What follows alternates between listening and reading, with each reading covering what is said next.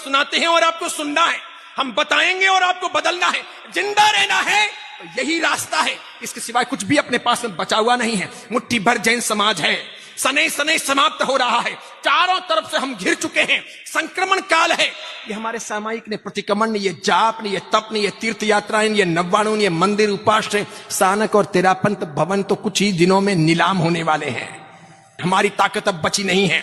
यूं भी brain wash हमारा किया जा रहा है, हमारी नई औलादें जैन बची नहीं है, और हम जो बचे हैं वो भी हम बराबर जिंदा नहीं रह पाएंगे, क्योंकि हमारी संख्या कम, दुष्काल में अधिक मास हम बटे हैं, संप्रदायों में, जातियों में, पंथों में, मान्यताओं में, वर्गों में, भाषाओं में, क्षेत्रों में, अलग अलग प्रकार की कौमों में हम बटे हैं। इसके सिवाय आपस में हमारे ईर्ष्या है, भ्रातृत्व प्रेम कम है, अंदर की धर्मनिष्ठा बहुत कमजोर है, नई पीढ़ी को मजबूत रखने का हमारा इरादा कामयाब नहीं हो रहा, फिर हमारे धन खर्च करने की दिशा बदल चुकी है, दिखावा हम बेशुमार करते हैं, लोगों की नजरों में आ रहे हैं, दूसरों को जैन बनाने का बहुत बड़ा ध्येय पीछे छूट गया है। वो सब पूर्वाचार्यों ने किया था, पूर्व के बड़े बड़े महान शिष्यों ने किया था, उन्होंने तन मन धन से योगदान दिया था, उन्होंने इतिहास रच लिए थे, उनकी दी हुई विरासत को संभालने में भी हम कामयाब नहीं हो रहे। इसलिए पक्के तौर पर कहता हूं, आने वाले 25 साल 50 साल हमारे लिए निर्णायक होने वाले हैं।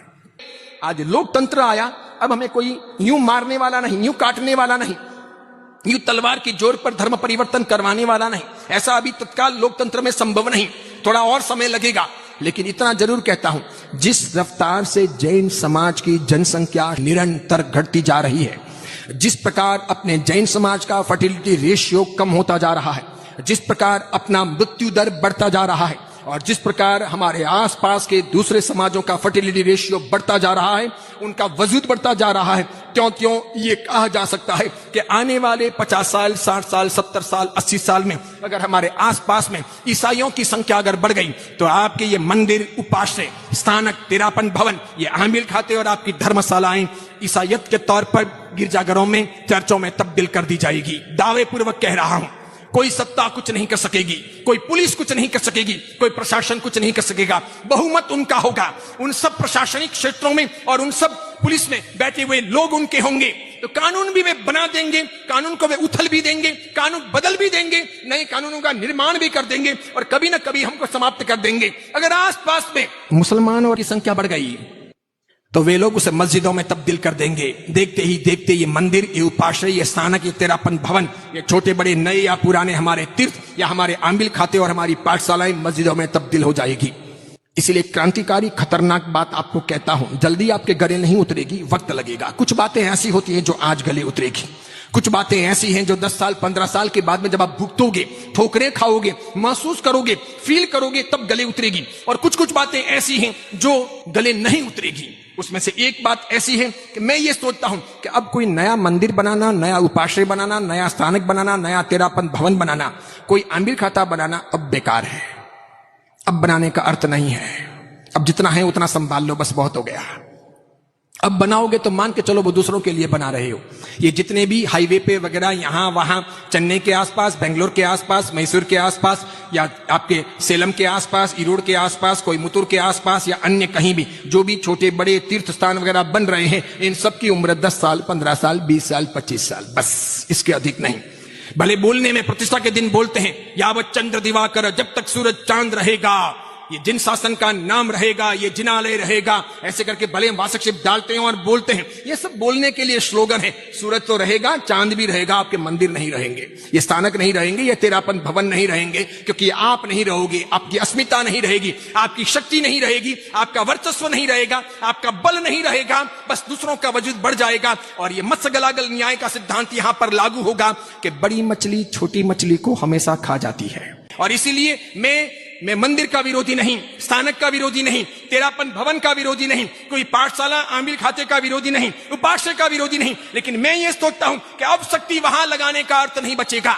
जैसे लगभग 485 साल के आसपास पालिताना का समय हो चुका है पुनः प्रतिष्ठा का, लेकिन साथ में मैं दावा करता हूं, गीतार्थ तो नहीं हूं, ये मानकर चलो, अवधि ज्ञानी, मन परिज्ञानी या केवल ज्ञानी भी नहीं हूं। सिर्फ मति और श्रुत के अनुमान के आधार पर जिस प्रकार ये सारी बातें 25 साल पहले से बोलता था, आज कह रहा हूं, बहुत बार सभाओं में कह चुका हूं। 500वीं वर्षगांठ शत्रुंजय की हम भले मना लें, शायद 600वीं वर्षगांठ जैन समाज नहीं मना सकेगा। वो फिर और कोई मनाएगा। जिसका जोर होगा वो मना लेगा। वो मनाने के लिए वहां पर हमारी मूर्तियां हटा दी जाएगी और उसे बदल दिया जाएगा। बस ऐसा हो। आपकी संख्या कम, आपका संगठन का मजबूत बल नहीं, हम सब बिखरे हुए।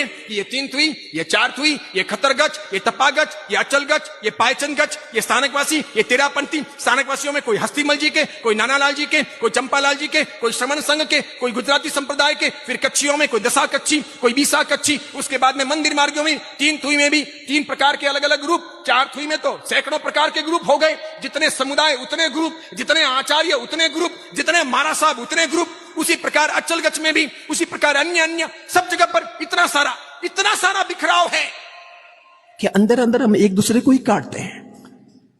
हम ये अब तक समझ ही नहीं पा रहे हैं कि हमारे असली शत्रु कौन है। हम ऐसे बेवकूफ लोग हैं कि हम असली दुश्मनों को इतने वर्षों में भी खोज नहीं पाए कि रियल में दुश्मन है कौन। ये तो सब भाई हैं। थोड़े बहुत मनमुटाव हैं, थोड़े बहुत सैद्धांतिक परिवर्तन हैं, अपने अपने तौर तरीकों से सभी को जीने का अधिकार है। जीने दो। जिसका जब समय आएगा तब वो मुक्ति के मार्ग पर आगे बढ़ेगा।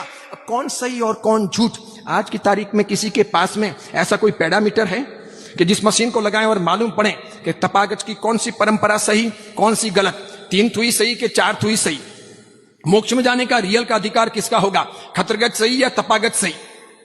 किसी के पास में है? ऐसा कोई है नहीं मशीन। इसलिए सब अपने अपने दावे करते हैं कि हम सही, हम बिल्कुल परफेक्ट, हम। इसलिए अपने पास में ऐसी कोई शक्ति नहीं, कोई ऐसा अवधिज्ञानी, मनः पर्यवज्ञानी, सर्वज्ञ नहीं। जो चल रहा